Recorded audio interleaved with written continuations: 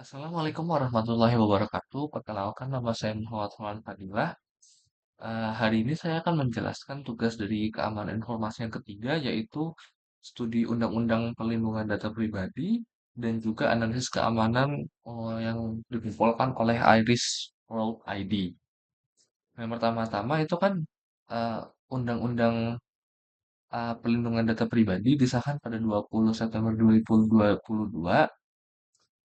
eh, yang menjadi tonggak penting perlindungan data pribadi di Indonesia. Nanti akan saya bacakan beberapa pasal, menjelaskan data kontrol dan data prosesor, dan juga studi kasus bagaimana jika saya sudah adalah pengelola sistem informasi akademik universitas. Yang pertama ini ada saya sudah buka Undang-Undang Nomor 27 Tahun 2022 tentang perlindungan data pribadi. Ini isinya yaitu pasal ada sampai 72 pasal, tapi yang penting itu ada di beberapa saja ini saya bacakan. Yang pertama ada di pasal 3. Maaf. Yang pertama ada di pasal 4, bab 3 maksud bab 3 pasal 4, yaitu pertama jenis data pribadi. Data pribadi itu kan ada dua, dibagi jadi dua, spesifik dan umum. Spesifik itu data pribadi yang secret, yang apa maaf, setiap orang itu eh, berbeda-beda dan tidak bisa diakses oleh orang lain dengan semaunya sendiri. Lalu ada juga data pribadi yang bersifat umum. Itu seperti data pribadi yang orang lain mudah untuk mencari tahu dan memang legal untuk mencari tahu. Misalnya, data pribadi, informasi kesehatan, biometrik, genetika, catatan kejahatan, data anak, keuangan, dan lain-lain, kan data pribadi yang sifatnya sekresi, tidak boleh disebarkan dan tidak boleh dikutip oleh orang lain. Dan tapi ada juga data pribadi yang bersifat umum seperti nama lengkap, jenis kelamin, kewarganegaraan, agama, status perkawinan dan lain-lain. Itu memang data pribadi yang diperbolehkan untuk dicari oleh orang lain. Misalnya ingin mencari nama lengkap kamu, itu tidak apa-apa karena nama adalah data pribadi yang umum. Lalu ada juga selanjutnya ada ini hak subjek data pribadi. Yang penting adalah di pasal 12. Subjek data pribadi berhak menggugat dan menerima ganti rugi atas pelanggaran pemrosesan data pribadi tentang dirinya sesuai dengan ketentuan peraturan perundang-undangan. Jadi, jika data pribadi ini kita digunakan oleh orang lain tanpa uh, apa namanya, tanpa persetujuan kita, kita tuh berhak untuk menggugat dan menerima ganti rugi itu. Ada juga subjek data pribadi berhak mendapatkan dan menggunakan data pribadi eh, format yang lazim untuk dibaca dalam sistem elektronik seperti biometric fingerprint atau iris itu boleh asalkan itu lazim digunakan seperti untuk password dan lain-lain dan itu adalah ada beberapa syarat-syarat lagi.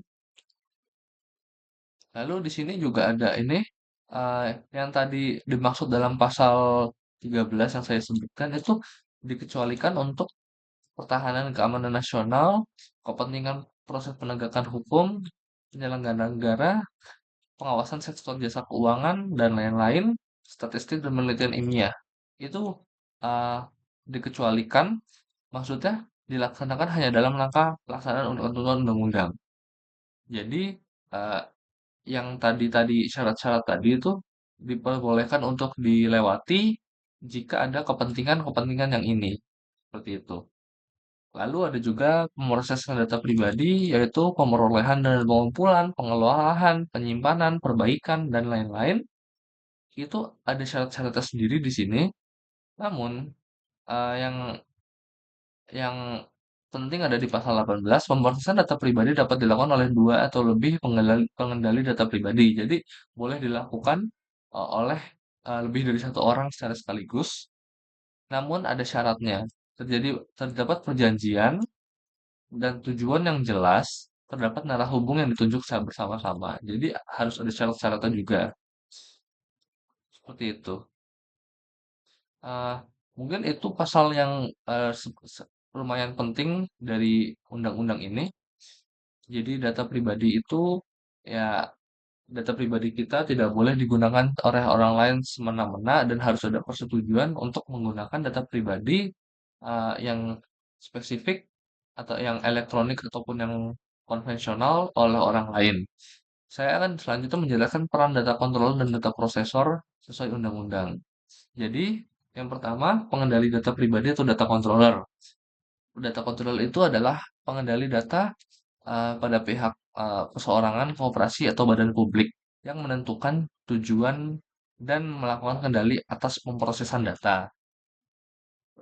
Wewenang untuk data controller itu untuk menentukan itu mengapa dan bagaimana itu data diproses.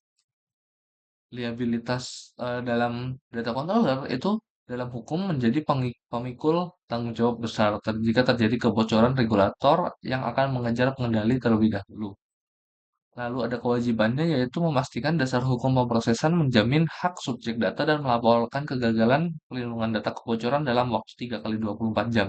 Jadi singkatnya data controller itu adalah eh, apa Pak, orang atau koperasi atau badan publik yang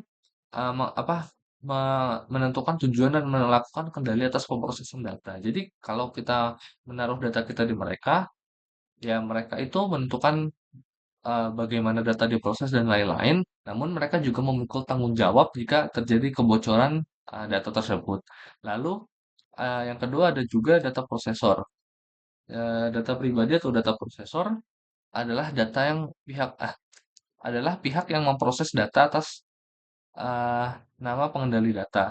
Jadi eh, peran dari data prosesor itu bertindak murni operasional berdasarkan instruksi tertulis dari pengendali. Tidak boleh menggunakan data untuk tujuan mereka sendiri. Contohnya itu penyedia layanan cloud seperti AWS atau Google Cloud yang menyimpan data mahasiswa universitas prosesor gitu. Sedangkan universitas adalah pengendalinya. Lalu ada tanggung jawabnya yaitu menjaga keamanan teknis dan kerahasiaan. Namun jika prosesor melampaui instruksi, misalnya ada menjual data ataupun melakukan data untuk kegiatan yang tidak-tidak, otomatis dianggap sebagai pengendali dan memikul liabilitas penuh. Jadi, kalau tadi data controller adalah yang mengendalikan data, data prosesor adalah yang memproses data. Namun, data prosesor hanya bisa memproses data yang diperintahkan oleh data controller dan tidak boleh menggunakan data yang diambil itu untuk keperluan lain-lainnya. Selanjutnya, untuk studi kasus eh, universitas dan pendidikan akademik ini, yang pertama itu misalkan ada penerimaan mahasiswa baru. Kan saat pendaftaran itu tuh universitas itu harus mempunyai NIK, nama ibu kandung, pendapatan, riwayat kesehatan dan lain-lain. Untuk basis hukum penerapan UU PDP itu penggunaan persetujuan di sini tuh lemah. Karena relasi kuasa yang calon mahasiswa kan tidak mungkin untuk menolak jika ingin diterima.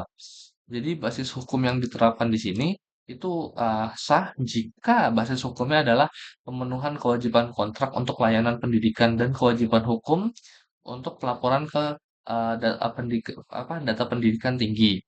Jadi di sini jika saya sebagai penerima mahasiswa baru, sebenarnya sah-sah saja untuk mengumpulkan NIK dan nama ibu kandung dan lain-lain atas dasar hukum pemenuhan kewajiban kontrak untuk layanan pendidikan. Ada juga jika hmm, sistem absensi biometrik. Kan di sini banyak mulai eh, digitalisasi biometrik presensi yang dilakukan menggunakan fingerprint atau wajah. Eh, Sebenarnya universitas itu wajib melakukan PDIP atau Data Protection Impact Assessment sebelum instalasi penggunaan itu. Penggunaan biometrik itu harus didasarkan pada persetujuan eksplisit yang terpisah dan universitas harus menyediakan alternatif non-biometrik seperti RFID atau manual bagi mahasiswa yang menolak. Jadi tidak boleh memaksa mahasiswa untuk menggunakan eh, absensi biometrik jika mahasiswa tersebut tidak mau untuk menyebarkan data dirinya ya data dirinya. Baik, untuk yang selanjutnya adalah analisis keamanan etika kasus pengumpulan iris.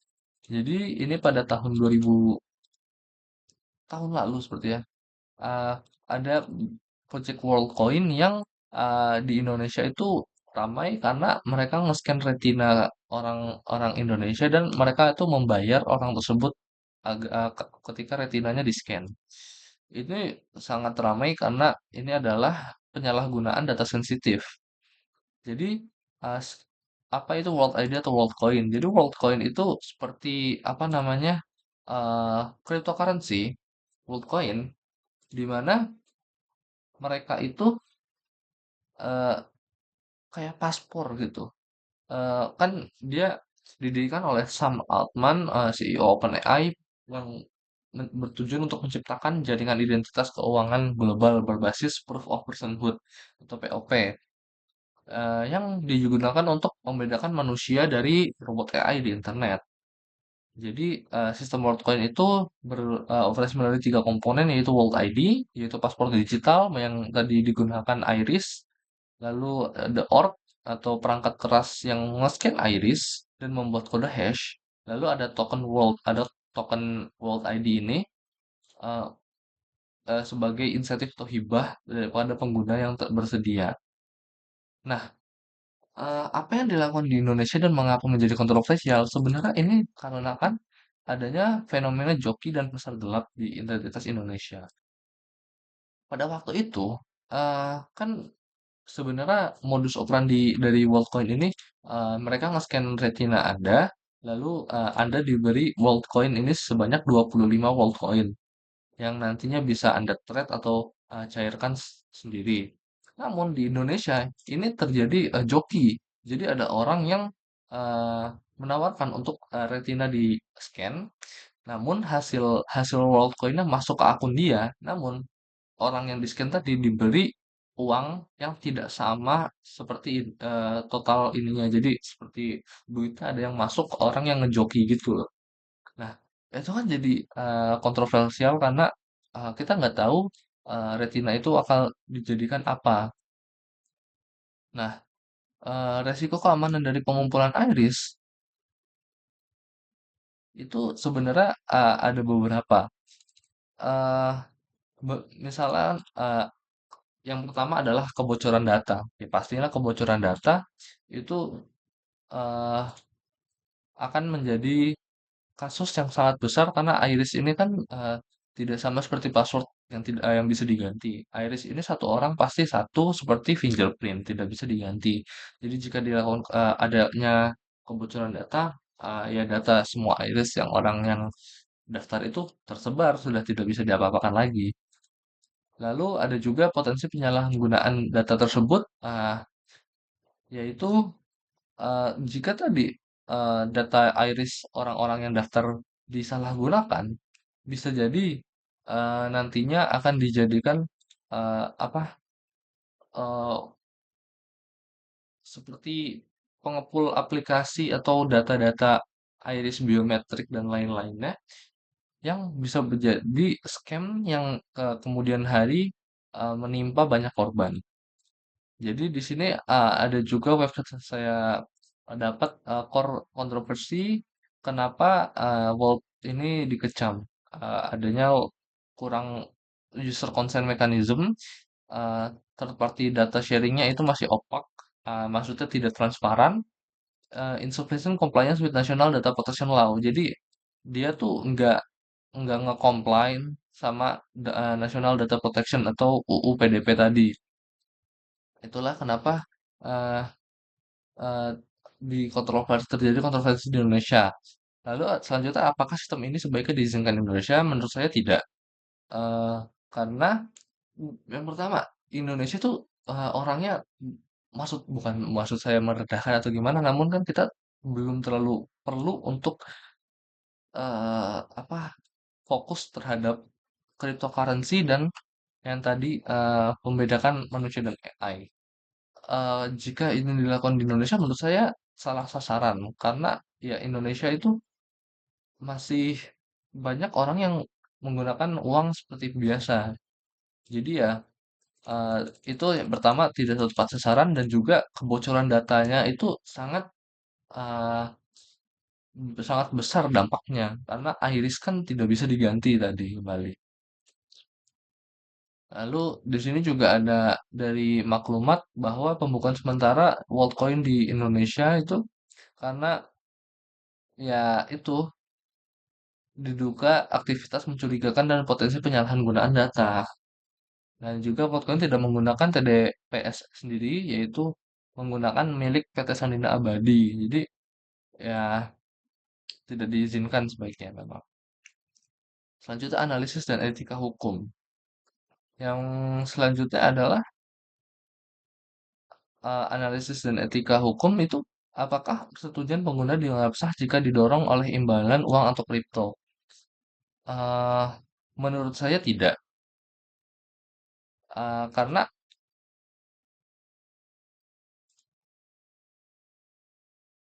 eh, jadi karena eh, kembali lagi ke pasal yang tadi, persetujuan pemrosesan data pribadi dilakukan melalui persetujuan tertulis dan terlekam. Yang dilakukan oleh World ID ini, mereka mengimbal-imbal orang awam yang tidak tahu apa-apa tentang dengan uang atau kripto, khususnya uang sih, eh, tanpa menjelaskan tentang persetujuan pemrosesan data data mereka itu akan dilakukan untuk apa dan lain-lain tidak di eh, tidak diperjelas dan tidak disetujui oleh pihak yang di-scan. Oleh karena itu menurut saya ini adalah tidak valid. Walaupun orang yang datang bertanda tangan untuk setuju retinanya di-scan, mereka tuh setuju karena diimbal-imbal oleh uang, bukan karena mereka memahami apa yang akan dilakukan oleh apa yang dilakukan atas data mereka seperti itu. Bagaimana kasusnya tadi itu ada pasal-pasal UU PDP minimal sebutkan dua pasal ya itu tadi satu persetujuan proses data harus dilakukan melalui persetujuan tertulis dan terekam secara elektronik dan non elektronik. eh Ya jadi itu. Yang kedua, eh, pelanggaran struktur kepemilikan data blockchain itu sangat kompleks. Eh,